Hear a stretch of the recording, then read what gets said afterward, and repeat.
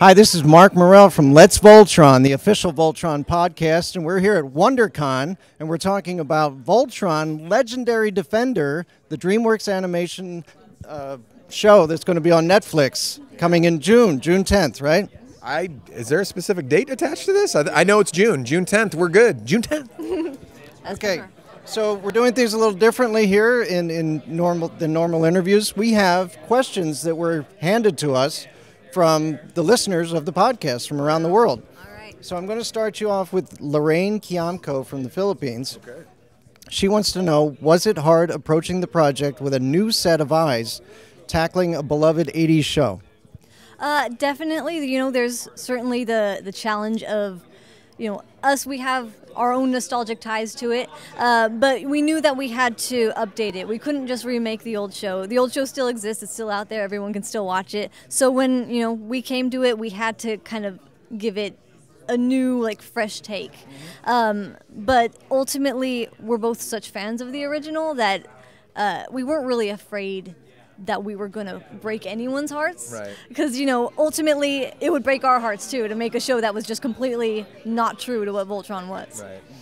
I think for us going into it, everything sort of had to pass the squint test. So everything had to be recognizable as the Voltron you remembered growing up with.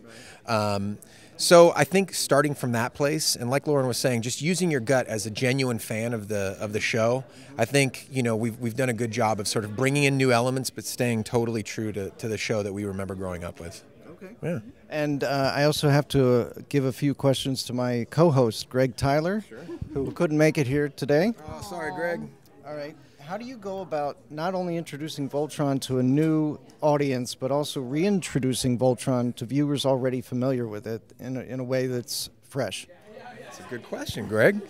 I think sort of along the same lines as the question we just answered, you sort of use your gut, and the first few episodes are really sort of an origin story for all our characters.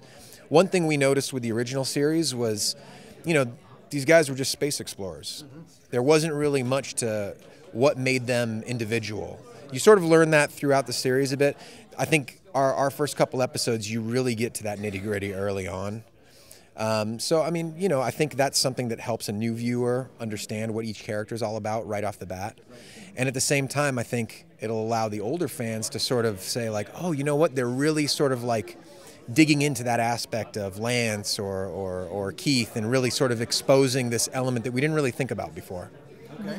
Yeah, and ultimately it's, we're just trying to make a show that we would want to watch, a show that we think is good quality. Because if it's quality, then the old fans are going to appreciate it, and then the new fans are going to be able to watch it too. You make a good show, and the watchers will come. They will come. Yeah. Okay. So Ryan Denning asks, what aspect of Legendary Defender sets it apart from the other three series?